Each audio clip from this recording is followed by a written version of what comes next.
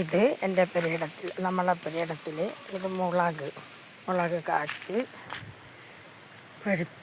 പഴുത്ത് കിടക്കുന്നു. മുളക്, മുല്ല, അതേപോലെ മഞ്ഞൾ, ഇതാ മഞ്ഞൾ, അതുപോലെ ചേന,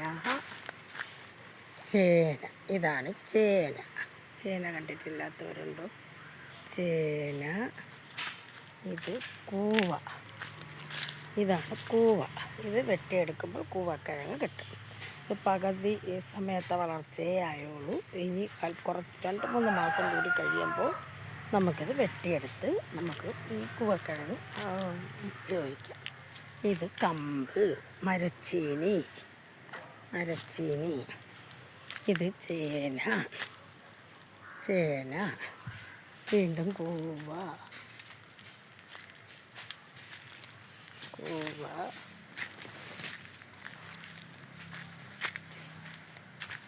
സാമ്പാറിലിടുന്ന സാമ്പാർ ചേമ്പ്,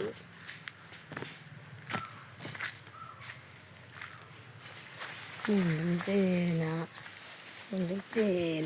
ഇതെല്ലാം ചേനയാ. കൂവ, ചേന,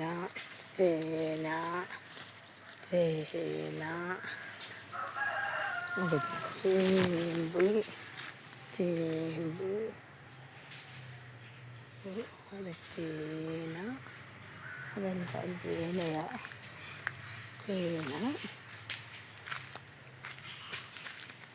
ഇതെല്ലാം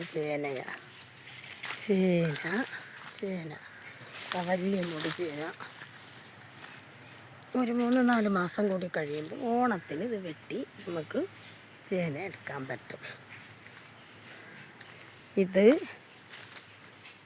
ലക്ഷ്മി തരു എന്ന് പറയുന്ന മരമാണ്. ലക്ഷ്മി തരു പണ്ട് കാലത്ത് എല്ലാ ആൾക്കാരും പണ്ടല്ല, ഈ അടുത്ത കാലത്ത് ക്യാൻസറിന് നല്ലതാണ് എന്ന് പറഞ്ഞ് കീമോ ഒക്കെ ചെയ്യുമ്പോഴത്തേക്ക് ഇതിൻ്റെ ഇലയിട്ട്, ഇതിൻ്റെ 5 ഇലയിട്ട് വെള്ളമിട്ട് കുടിച്ചാൽ നല്ലതാണ് എന്ന് പറഞ്ഞ് എല്ലാ സ്ഥലങ്ങളിലും ഇതിൻ്റെ തൈ വിൽപ്പനയ്ക്കുണ്ടായിരുന്നു. അങ്ങനെയാണ് ഞാനും വാങ്ങി നട്ടത്. അതിപ്പോൾ മരമായി നിൽക്കുന്നുണ്ട്.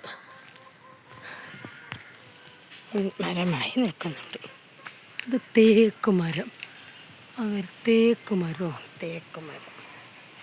ഒരു തേക്ക് മരം വലുതായി പോകും. കൂടെ ഇത് പിന്നെ തേക്ക് മരമാണ്. തേക്ക് മരം കൂടെ ഇത് കോതി വിട്ടു കൊടുക്കും. ഇതാണ് തേക്ക് മരം. ഉണ്ടേ. പിന്നീട് ഇത് കുരുമുളക്. കുരുമുളക് പിടിച്ച് വരുന്ന കുരുമുളകാണിത്. അതേപോലെ ചേന, മഞ്ഞൾ, തെങ്ങിൻ്റെ തെങ്ങ് തൈകൾ വാങ്ങിച്ചുകൊണ്ട് വെച്ചേക്കുന്നത്.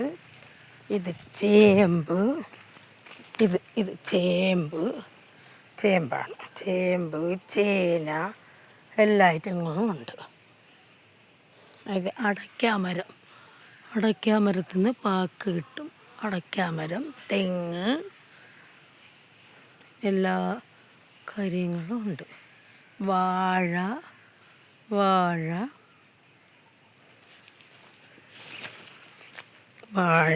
മഞ്ഞൾ, കൂവ, തെങ്ങുതൈ, മുരിങ്ങ, വാഴ, നാരകം എല്ലാം ഉണ്ട്.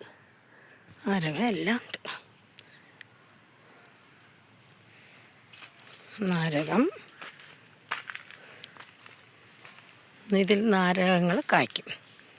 ഇപ്പം നാരകം ഉള്ള ടൈമല്ല, അതുകൊണ്ട് പിന്നെ ഇപ്പോൾ കായില്ല. ഇനി മറ്റൊരു നാരകം,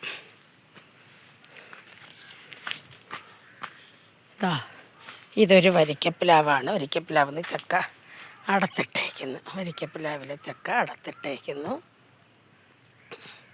അടത്തിട്ടേക്കുകയാണ്. ഇവരുടെ മൊത്തം കാടായിരുന്നു, കാടെല്ലാം പോയി. ഇത് വട്ടത്താമര. ഇതതേപോലെ അതേപോലെ തന്നെ ശീമനെല്ലി, ഇപ്പം ശീമനെല്ലിയിൽ കുറവാണ്. അതേപോലെ നാരങ്ങ പിടിച്ച് നിൽക്കുന്നു. ഒരു നാരങ്ങ പിടിച്ച് നിൽക്കുന്നുണ്ട്. അതിന് ചുറ്റുവട്ടം കൂവയാണ് കിടക്കുന്നത്. നാരകം പിടിച്ച് നിൽക്കുന്നത് കണ്ടല്ലോ. ഇതാ വലിയ നാരകമാണ്. ഒരു കായേ ഉള്ളൂ. അങ്ങനെ കിടക്കുന്നു. പിന്നെ അത് കഴിഞ്ഞിട്ട്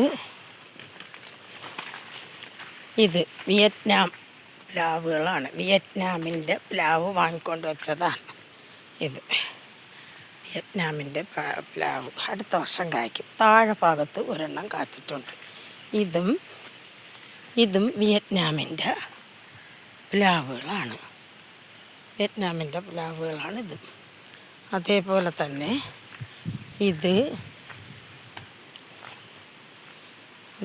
തന്നെ തെങ്ങുകൾ നശിപ്പിച്ച് നിർത്തിയിരിക്കുന്നത് കണ്ട. തെങ്ങ് നശിച്ച് നിൽക്കുന്നു. തെങ്ങിന് മണ്ടയിൽ വണ്ട് കയറി തെങ്ങ് നശിച്ച് നിൽക്കുന്നതാണിത്. അതേപോലെ ഇത് ഡ്രാഗൺ ഫ്രൂട്ടിൻ്റെ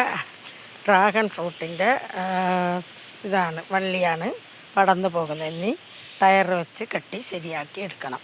ഡ്രാഗൺ ഫ്രൂട്ട് ആണിത്. ഇത് കൂവ. ഇത് മൊത്തവും കൂവക്കിഴങ്ങ് കിട്ടും. ഒത്തിരി ദിവസം കഴിയുമ്പോൾ നമുക്ക് കൂവക്കിഴങ്ങ് കിട്ടും. പിന്നെ അതേപോലെ തന്നെ പാണ്ടിക്കൂവ എന്ന് പറയും. പാണ്ടിക്കൂവ എന്ന് പറയുന്ന സാധനമാണിത്. ഇതിനകത്തുനിന്ന് ഒരു ജാതി കൂവക്കിഴങ്ങ് കിട്ടും.